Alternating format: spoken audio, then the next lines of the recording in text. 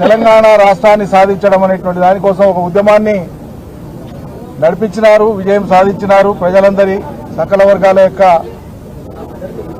అండదండలతో, వారి పాత్రతో. అదేవిధంగా తెలంగాణ నవ నిర్మాణానికి అత్యంత ఆవశ్యకమైనటువంటి భారీ నీటిపారుదల ప్రాజెక్టులు అటు గోదావరి మీద ఇటు కృష్ణా మీద రూపకల్పన చేసినారు. అంతర్రాష్ట్ర వివాదాలకు తావు లేకుండా సత్వరంగా అత్యంత వేగంగా తెలంగాణ ప్రజానీకానికి, రైతాంగానికి సాగునీటితో పాటు మంచినీళ్లు రాష్ట్ర ప్రజలకు రావడం ద్వారా భిన్న రంగాల అభివృద్ధికి దోహదం చేస్తుంది. సాగునీటి రంగము, వ్యవసాయ రంగము, మిగతా అన్ని రంగాలకు దోహదం చేస్తుందని చెప్పి నిర్దిష్ట కాలంలో అత్యంత వేగంగా ప్రాజెక్టులు పూర్తి చేయడం మూలంగా ప్రజాధనం అవసరం మేరకు ఖర్చు అవుతుంది, హేతుబద్ధంగా ఖర్చు అవుతుంది. ఫలితాలు చాలా వేగంగా వస్తే ప్రజలకు సాంత్వన వస్తుంది, అదేవిధంగా వాళ్ళ జీవితాల్లో మార్పు వస్తుందని చెప్పి ఆహారం శ్రమించి అద్భుతమైనటువంటి రీతిలో కాళేశ్వరం ప్రాజెక్టును చేపట్టినారు, పూర్తి చేసినారు. ఆ ప్రాజెక్టు మొదలైనప్పటి నుంచే తెలంగాణ ప్రజలకు ఒక ఫలితం వచ్చి ప్రజలు బాగుపడడం, అభివృద్ధి చెందడం ఇష్టం లేని, తెలంగాణ అభివృద్ధిని ఆకాంక్షించినటువంటి, ఆది నుంచి తెలంగాణకు వ్యతిరేక వైఖరి కలిగినటువంటి కాంగ్రెస్ పార్టీ అనునిత్యం విషం జిమ్ముతానే వచ్చింది. వాళ్ల కాలంలో అదే గోదావరి నది మీద వాళ్లు తలపెట్టినటువంటి ప్రాణహిత చేవేళ్ల పథకాన్ని రూపకల్పన చేసినప్పటికీ నీళ్లు లేని చోట ప్రాజెక్టులు కట్టి అసలు పనులు జరగాల్సిన కాడ పనే మొదలు పెట్టకుండా, పనులు జరగాల్సిన కాడ అనుమతులు సాధించకుండా, అంతర్రాష్ట్ర అనుమతులు సాధించకుండా, కేంద్ర జలసంఘం అనుమతులు సాధించకుండా తెలంగాణ సమాజాన్ని నమ్మించడానికి ఒక కుట్రపూరితంగా ఆనాడు ప్రాణహిత చేవేళ్ల అనేటువంటి ఆచరణకు సాధ్యం కానటువంటి ఒక ప్రాజెక్టును తెర మీద తీసుకొని వచ్చినారు. తెలంగాణ ఉద్యమం నడిచేటప్పుడే మేము దాన్ని ఎండగట్టి చూపించినాం. కేవలం 16 టీఎంసీల సామర్థ్యం కలిగినటువంటి ఈ మొత్తం ప్రాజెక్టు తెలంగాణ, ఉత్తర తెలంగాణ రైతన్న లేక ఆకాంక్షలు ఎట్లా తీరుస్తుంది, సాగునీరు తాగునీరు ఎట్లా వస్తుందని అనేక రకాలుగా అది ఎట్లా సాధ్యం కాదో చెప్పినాం. 7 ఏళ్లు ఉన్నారు వాళ్ళ అధికారంలో.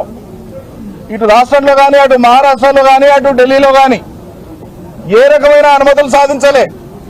ఆ ప్రాజెక్టును వాళ్ళు పూర్తి చేస్తే ఎవరు అడ్డం పడలే.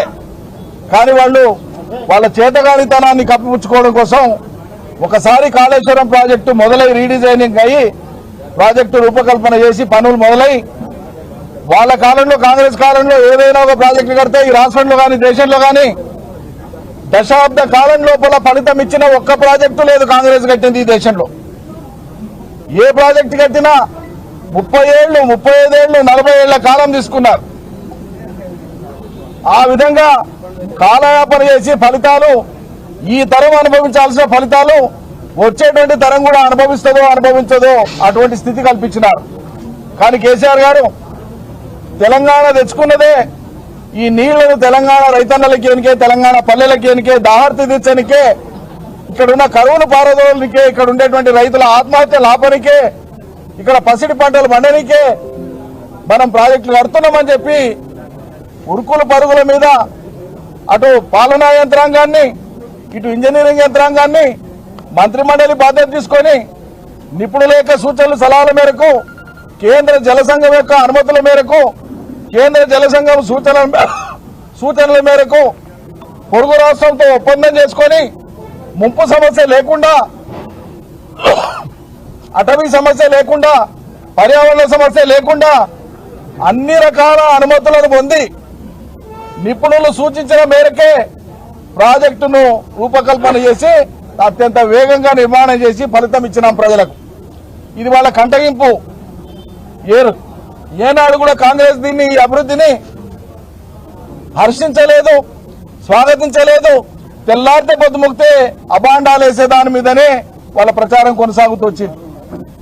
84,000 రూపాయలు ఖర్చు, 84,000 కోట్లు ఖర్చు అయినాటికే 2 లక్షల కోట్ల అవినీతి జరిగిందని చెప్పి మాట్లాడినటువంటి నీచపు ప్రవర్తనను, నీచపు లేఖితనాన్ని వాళ్ళు వ్యక్తం చేస్తూ ప్రజల్ని పక్కదారి పట్టించాలనేటువంటి ప్రయత్నం చేసినారు.